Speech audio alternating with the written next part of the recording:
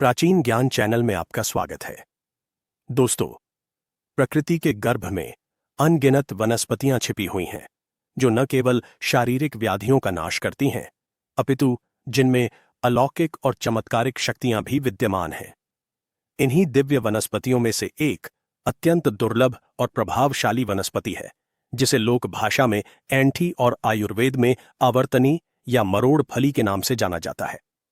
इसका स्वरूप देखने में एक रस्सी की भांति ऐंठा हुआ होता है, मानो किसी ने इसे बलपूर्वक घुमा दिया हो।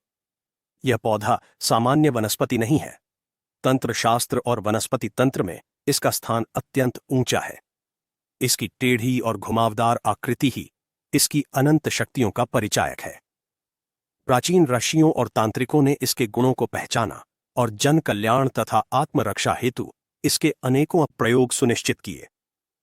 यह ग्रंथ एंठी के संपूर्ण रहस्य को उजागर करने का एक प्रयास है। इसमें इसकी उत्पत्ति की पौराणिक कथा से लेकर इसके द्वारा शत्रु दमन और विभिन्न सांसारिक एवं आध्यात्मिक बाधाओं के निवारण के उपाय विस्तार से बताए गए हैं।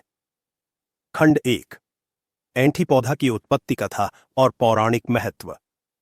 एंठी पौधे की उत्पत्ति के विषय में पुराणों और लोक कथाओं में कई रोचक और रहस्यमयी प्रसंग मिलते हैं। इसका स्वरूप सर्प की भांति कुंडलित है, इसलिए इसका संबंध नागलोक और भगवान शिव से भी जोड़ा जाता है। दैवीय ऊर्जा का वलयाकार स्वरूप। प्राचीन काल की बात है, जब सृष्टि का निर्माण हो रहा था और विभिन्न प्रकार की ऊर्जाएं ब्रह्मांड में विचरण कर रही थीं। उस समय देवताओं, एत और असुरों के मध्य हुए समुद्र मंथन के पश्चात कई प्रकार की औषधियां उत्पन्न हुईं। जब भगवान धन्वंतरि अमृत कलश लेकर प्रकट हुए, तो उस अमृत की कुछ बूंदें पृथ्वी पर विभिन्न स्थानों पर गिरी। जिन स्थानों पर अमृत की बूंदें गिरीं, वह दिव्य वनस्पतियां उगाईं। एक कथा के अनुसार जब भगवान शिव ने हलाहल विष का पान किया, तो उनके कंठ में भयानक जलन और मरोड़ उत्पन्न हुई। विष के प्रभाव को कम करने के लिए और उसके वेग को नियंत्रित करने के लिए माता पार्वती ने अपनी योग शक्ति से एक वनस्पति का सृजन किया। माता ने अपनी उंगलियों को एक विशेष मुद्रा में घुमाया, जिससे एक ऊर्जा का भंवर उत्पन्न हुआ। यह भंवर ठीक वैसा ही था जैसे पानी में भंवर उठता है या वायु का चक्रवात बनता है। माता शक्ति के हाथों से निकली यह वलयाकार ऊर्जा पृथ्वी पर गिरी और उसने एक पौधे का रूप ले लिया। क्योंकि यह पौधा माता के हाथों के घुमाव और विष की मरोड़ को शांत करने के उद्देश्य से उत्पन्न हुआ था, इसलिए इसके फल का आकार भी ऐंठा हुआ या मुड़ा हुआ बना। भगवान शिव ने इस वनस्पति को वरदान दिया कि जिस प्रकार इसका आकार कुंडलित है, उसी प्रकार यह मनुष्य के जीवन की कुंडलित और उलझी हुई समस्याओं को सुलझाने में सक्षम होगी। इसे पाश मुक्त करने वाली वनस्पति कहा गया, अर्थात जो बंधनों और गांठों को खोलने की क्षमता रखती है। गंधर्व और वन देवता का शाप। एक अन्य लोक कथा हिमालय के वन क्षेत्रों में प्रचलित है। कहा जाता है कि प्राचीन काल में चित्रसेन नामक एक गंधर्व था, जिसे अपनी सुंदरता और गायन कला पर बहुत अभिमान था। वह वनों में विचरण करता और ऋषियों की तपस्या में विघ्न डालता था। एक बार उसने एक महान ऋषि अष्टावक्र का उपहास किया। ऋषि अष्टावक्र का शरीर 8 स्थानों से टेढ़ा था। चित्रसेन ने उनकी चाल और शरीर की बनावट की नकल उतारी। ऋषि अष्टावक्र ने क्रोधित होकर उसे शाप दिया कि तुझे अपने सीधे और सुंदर शरीर पर बहुत अभिमान है, इसलिए तू एक ऐसी वनस्पति बन जाएगा जिसका फल सदा ऐंठा हुआ और टेढ़ा रहेगा। तेरे भीतर औषधीय गुण तो होंगे, परंतु तेरा स्वरूप सदा के लिए विकृत रहेगा। गंधर्व चित्रसेन ने ऋषि के चरणों में गिरकर क्षमा याचना की। ऋषि का क्रोध शांत हुआ और उन्होंने कहा कि मेरा शाप वापस नहीं लिया जा सकता, किंतु मैं तुझे वरदान देता हूं कि तेरे इस टेढ़े स्वरूप में ही तेरी शक्ति निहित होगी। जगत के कल्याण के लिए जब भी किसी व्यक्ति के पेट में मरोड़ होगी या किसी के जीवन में शत्रु बाधा की ऐंठन होगी, तो तेरा उपयोग उसे उस कष्ट से मुक्ति दिलाएगा। इस प्रकार वह गंधर्व एंठी के पौधे के रूप में वन में स्थापित हो गया। यही कारण है कि आज भी ग्रामीण अंचलों में माना जाता है कि एंठी का फल जितनी बुरी नजर और बाधाओं को सोखता है, उतना कोई अन्य फल नहीं सोख सकता। इसका टेढ़ापन ही इसकी ढाल है, जो सीधी आने वाली नकारात्मक ऊर्जा को अपने घुमावों में उलझाकर नष्ट कर देता है। खंड 2, एंठी से दिव्य सिद्धि और शक्ति प्राप्त करने की विधि। तंत्र शास्त्र में शत्रु दमन और विजय प्राप्ति के लिए एंठी का प्रयोग अचूक माना गया है। यहां शत्रु का अर्थ केवल बाहरी दुश्मन नहीं है, अपितु आंतरिक विकार, बुरी आदतें और अदृश्य बाधाएं भी हैं। शत्रु की हेकड़ी निकालने और उसे घुटनों पर लाने के लिए एंठी का प्रयोग अत्यंत सावधानी और विधि विधान से करना चाहिए। चेतावनी: इन प्रयोगों का उद्देश्य आत्मरक्षा और न्याय प्राप्ति होना चाहिए। अकारण किसी को हानि पहुंचाने के उद्देश्य से किया गया तांत्रिक प्रयोग साधक पर ही उल्टा प्रभाव डाल सकता है।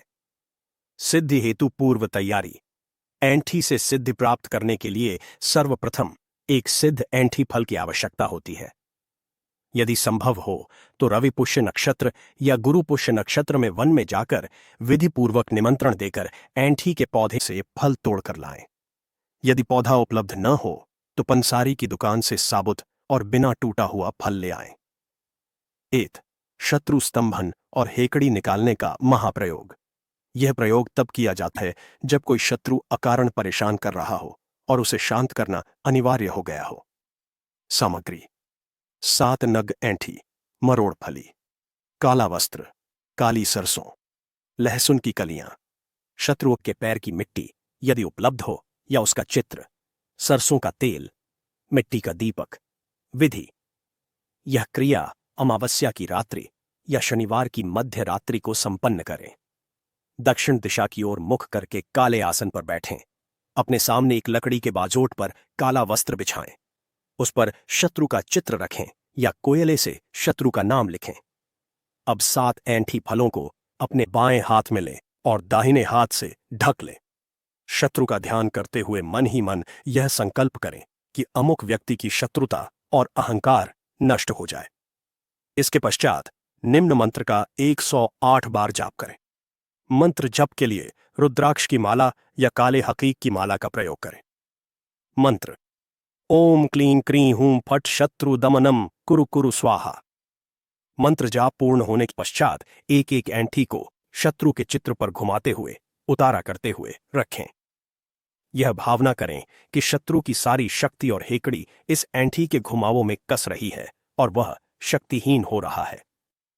अब इन 7 फलों, काली सरसों और लहसुन को काले वस्त्र में बांधकर एक पोटली बना लें।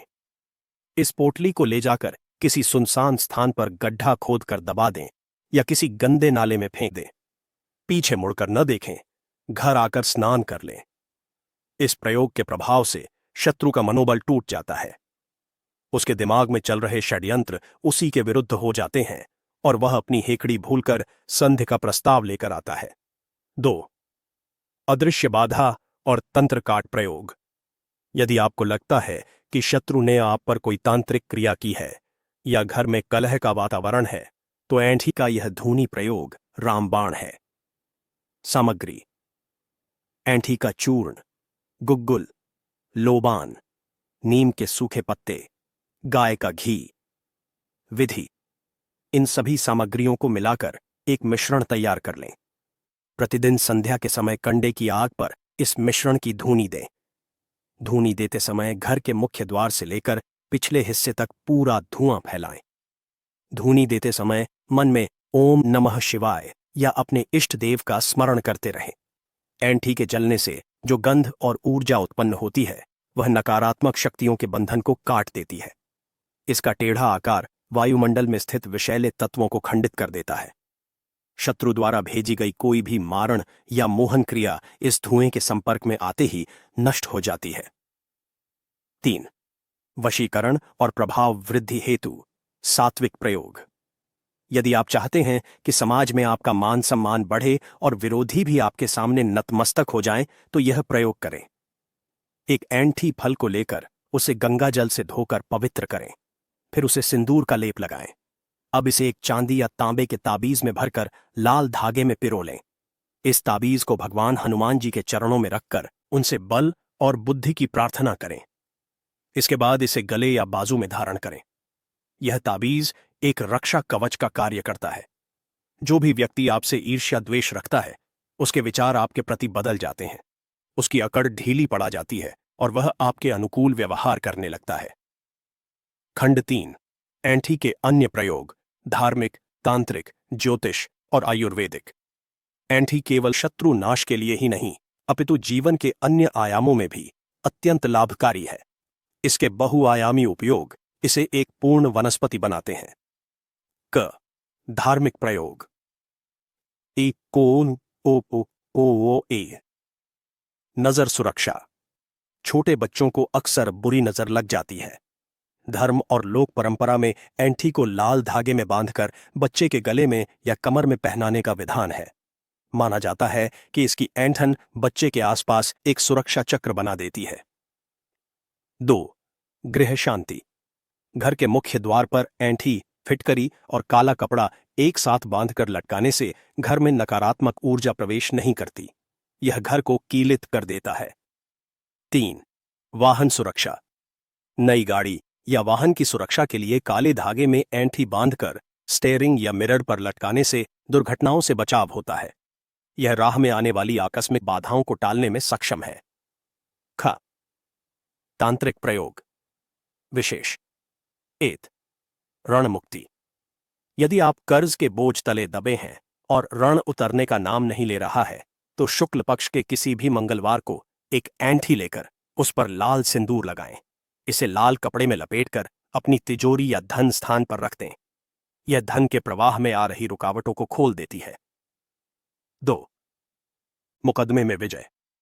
यदि कोई कोर्ट कचहरी का मामला चल रहा हो और विपक्षी बहुत शक्तिशाली हो तो जेब में एक अभिमंत्रित ऐंठी रखकर जाएं। ऐंठी को अभिमंत्रित करने के लिए इसे अपने इष्ट देव के सामने रखकर 11 बार हनुमान चालीसा का पाठ करें।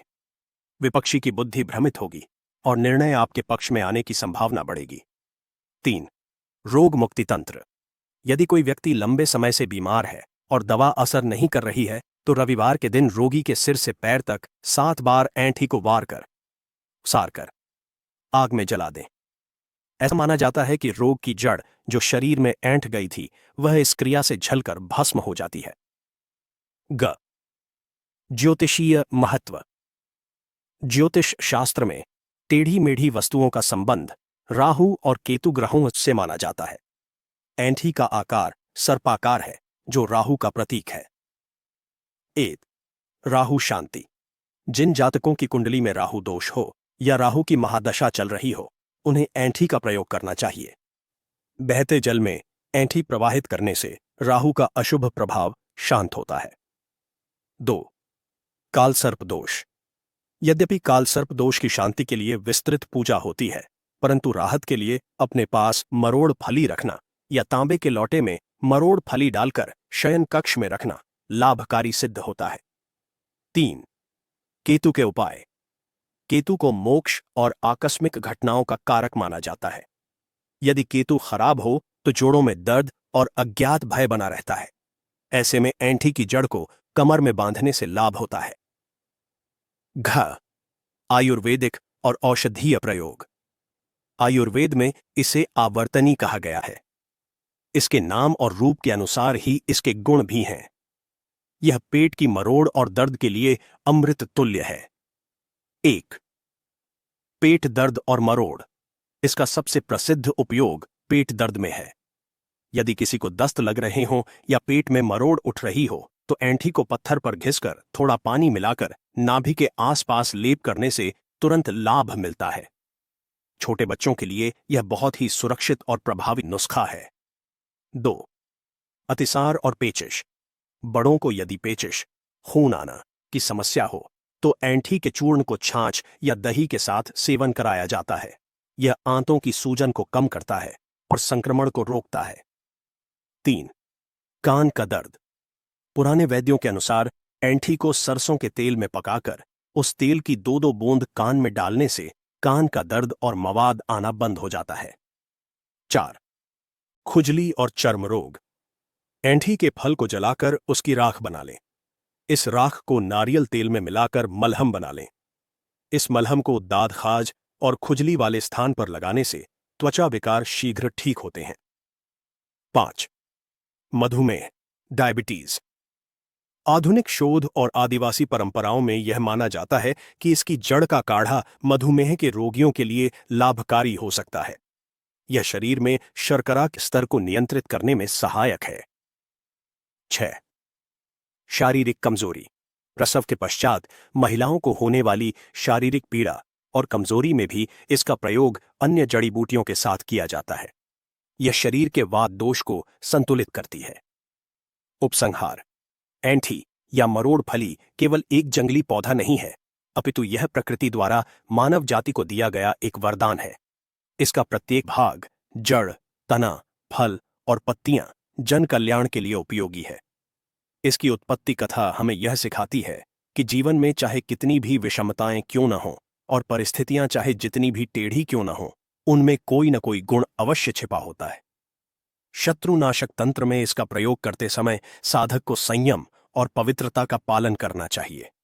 इसकी शक्ति इसके आकार में नहीं, बल्कि उस संकल्प में है जिसके साथ इसका प्रयोग किया जाता है। जब श्रद्धा और विश्वास के साथ ऐंठी का उपयोग किया जाता है, तो यह शत्रु की नकारात्मकता को सोख लेती है और साधक को अभय प्रदान करती है।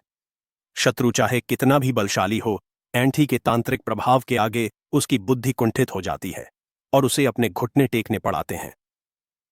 अतः घर में ऐंठी का होना एक वैद्य और एक रक्षक के होने के समान है। यह भारतीय ज्ञान परंपरा और वनस्पति विज्ञान का एक अद्भुत उदाहरण है, जो सदियों से हमारी रक्षा करता आ रहा है।